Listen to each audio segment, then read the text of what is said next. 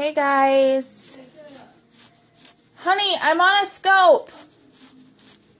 What do you want? Sorry guys.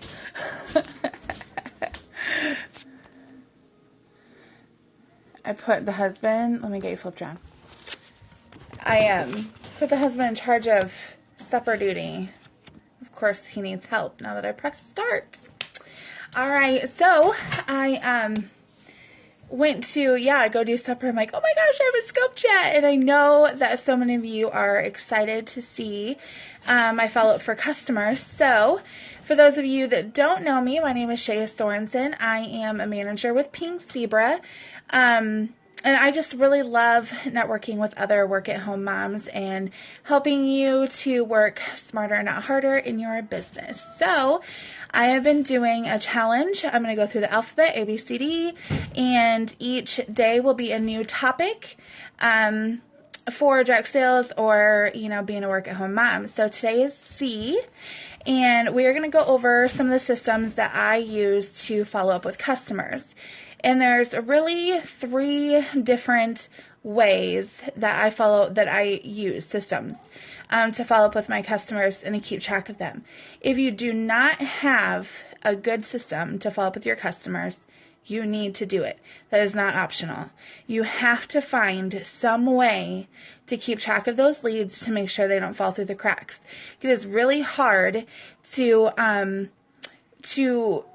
catch up with some of those leads. I'm in direct sales that you've forgotten about that you had a show with in November. So you need to come up with some way to keep track of those leads. So I am a paper pencil kind of person. Some people like to do it digitally. That's just not my jam. I am all about binders and keeping it all in pen and paper where I can control it and I know that it won't get lost. So number 1 system that I do is really super easy and cheap. It's just some manila folders. And I have an organizer right over there on my wall. On my YouTube channel, I need to update it, but I have a video over my office and kind of what's in here. And I talk more in depth about that. But I have folders here. Let me put these in order for you. First one I have is outside orders. So after I get outside orders and they've been submitted, they're going to go into this folder just to keep it kind of separate. And then I have them like this. I have party orders, parties submitted, and delivered parties. The party order one, it kind of depends. I now have a folder on my desk that I use right here that I put in as soon as I get done with the party. They go into here so that I don't lose them. Because how many times you come home from parties or events and you don't know where stuff is because you're in a hurry, kind of getting stuff picked up and out of there. So this is exactly where they all go right away, first thing. And then once they've been submitted, then they're going to get moved over here. This way, I know whose is what. Because especially in the fall and like right now with a new catalog, you have a lot of parties going on. I just like to keep it all simplified, and I have multiple folders in each divider that I have over there. So this is a good way to so after I submit them, they're going to hang out there until I deliver them. Then the orders are going to get put into the delivered party order. Does that make sense? If you have questions along the way, let me know. So that's number 1 way to kind of keep track of those party orders. Then in my trusty ARC, I have a spot that I follow up with my customers on. These are mostly going to be the customers that I get off Facebook, or I get off my decal, or I meet in the store, or random ones. So those leads will go in here, and I have a sheet for each one. Now, this is my thing on printables, okay? Hey, Clara. You can go and pay to have elaborate follow-up forms or elaborate trackers made up.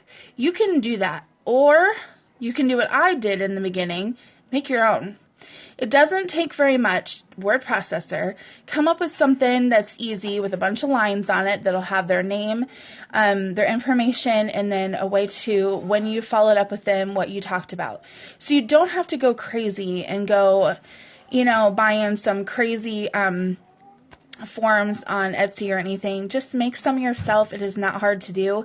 And I feel like you spend so much time searching the internet and Etsy and everywhere else for really great printables to help track you that you kind of get sidetracked, and you could have followed up with all your customers in that time anyway. So that's kind of my take on it, is that you don't have to go crazy finding something that works for you. So in here I have a catalog sheet that is just catalogs, and then I put the sample on there as well.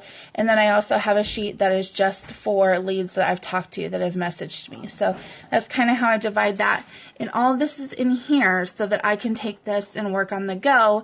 Like I said yesterday, when life starts getting busy with outdoor events and, camping and summer in general, this can just go with me and I can follow up anywhere from my van, which is super duper important.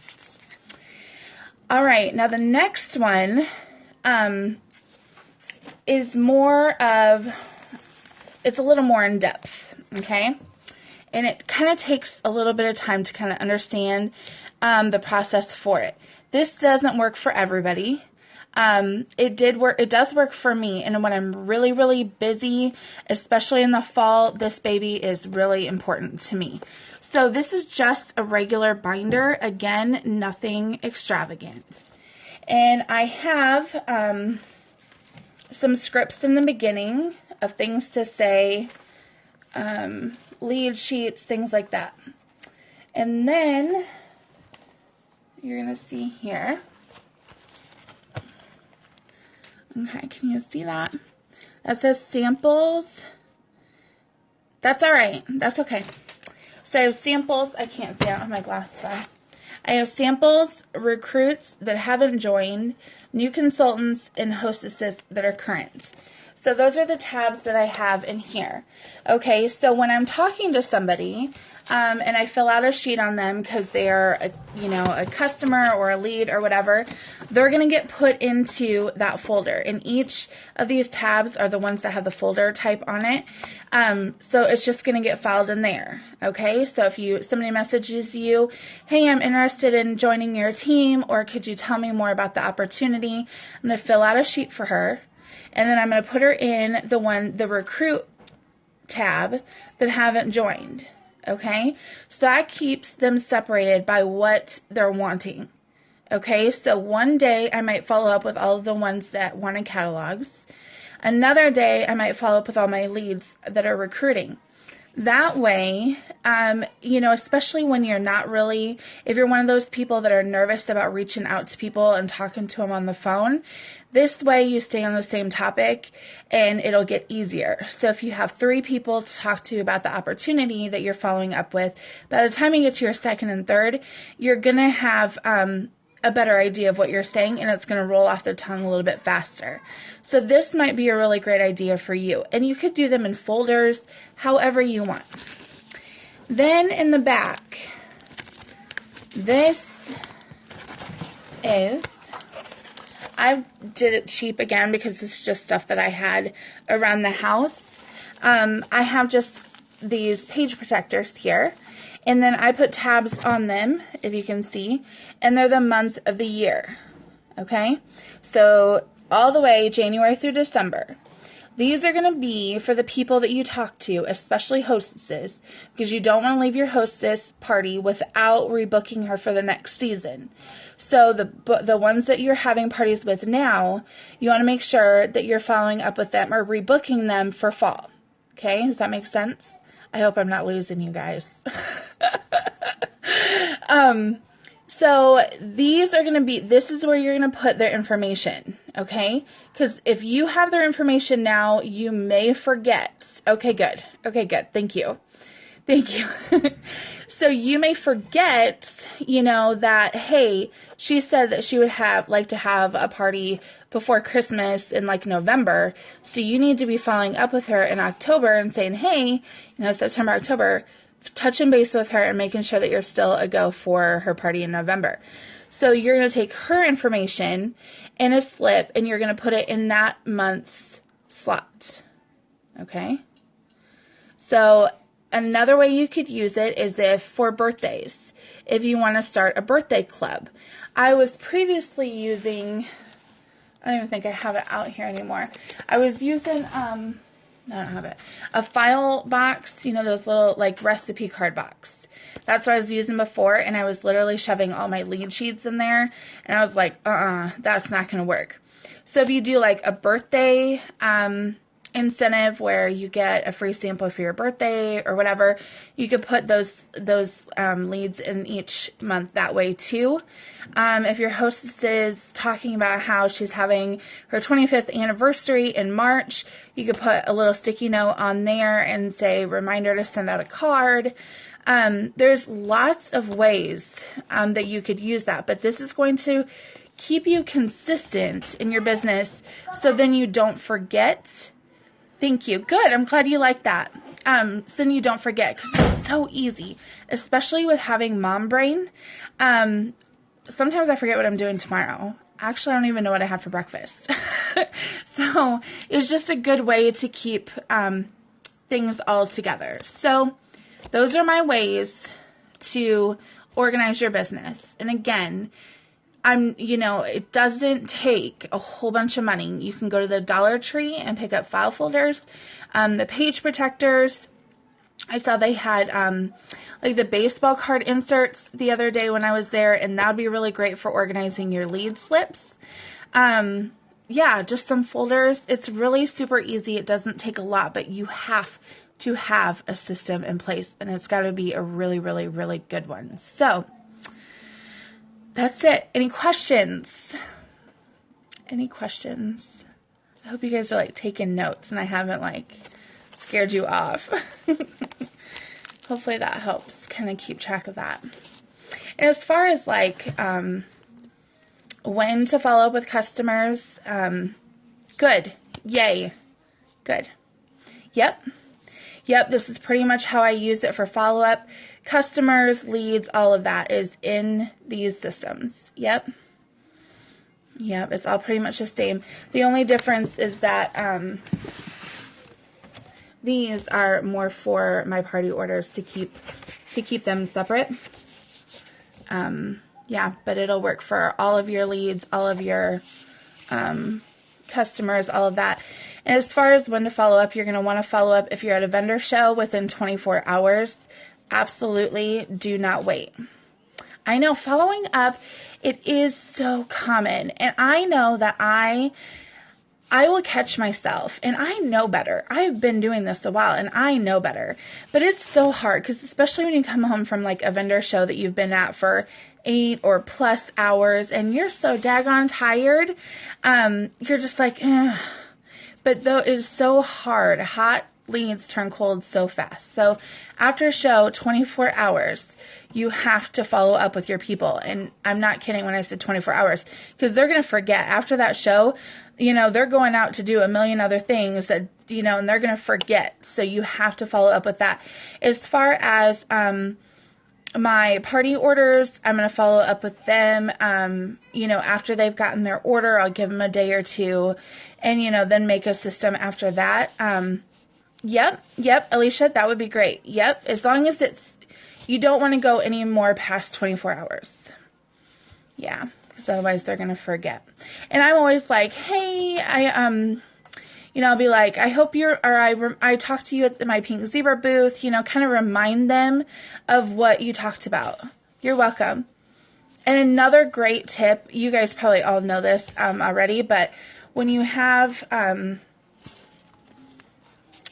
just realized yesterday that I'm forgetting to follow up after the first follow-up. Yep, that is a common thing to forget as well. And you know that, so that's good. Like you knew that, I needed to follow up again, so you can change that for in the future. So that'll be really easy for you to do. So do the first follow-up and then, kind of wait a couple days, because of course you don't want to be like crazy calling them every day.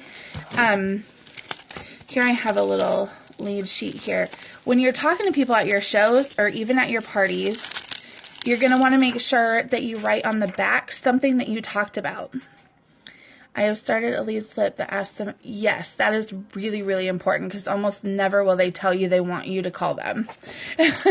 Texting is a really, texting is it. Like they would rather be texted. And I go for that first. That or Facebook Messenger because then I can use my voice to leave them a message. And that is more powerful than a message. Hey, do you remember I talked to you? But yeah, on the back of your lead sheets, you're going to want to write something that you remember about them. So if she had her kids with her, write that on there. If she was in a hurry to go to a softball game and she didn't have time to talk, write that on there because softball means that she knows other moms and you could do like a tailgate party. So there's little things that you pick up, try to write really quick and have them hand you their sheets so that you can write on the back of it when they're leaving your spot so you can remember and have something to follow up with them with. And then at your parties, don't be afraid to carry around a clipboard. I have one. It is one of the following. Yep. Good. That's good. Yeah, they'll probably like the text and the Facebook the best. That's usually what I find. But on the back of your order forms, you're going to want to do the same thing because when you're sitting down with their checkout, and again, I have a video on this on YouTube. I was sprinkled, so you can look it up, and there's more in-depth things in there. But when you're sitting down for checkout, you want to make sure that you're writing down anything like that. If she mentions her birthday, anniversary, how many kids she has, if she can't afford it, but she really wanted something else, all of that, because that's going to be super key information. So how was that? Do you guys feel better about putting together a plan for your customers and your follow-ups? Does that help? You guys have had great questions. I appreciate that. Hopefully that helps out. I will do later down the road kind of how I keep track of my perfect. Yay! I'm so glad it helped. I'm so glad. Later down the road, in one of the letters, I will show you how I keep track of my hostess information, especially when it comes to Facebook. Facebook parties can be like, at first when I started doing them, I was like, oh my gosh, this has me a hot mess. And I was just like, how am I going to keep track of giveaways and you know, the bookings and all of that? Yeah, you'll like it, Claire. There's tons of good stuff in here. So down the road, I will do a scope about how to keep track of your Facebook parties because I started using a manila envelope and it has seriously changed my life. So you guys will have to watch for that. So thanks for coming on and hanging out with me. If you think of any questions after this or when you're trying to put your system together or if you think of something that works really great, make sure you feel free to reach out to me. Again, you can find me anywhere at Iowa Sprinkles, Facebook, Instagram, YouTube, everywhere. So thank you guys again for hanging out with me, and I hope that you have a fabulous, fabulous night. Bye, guys.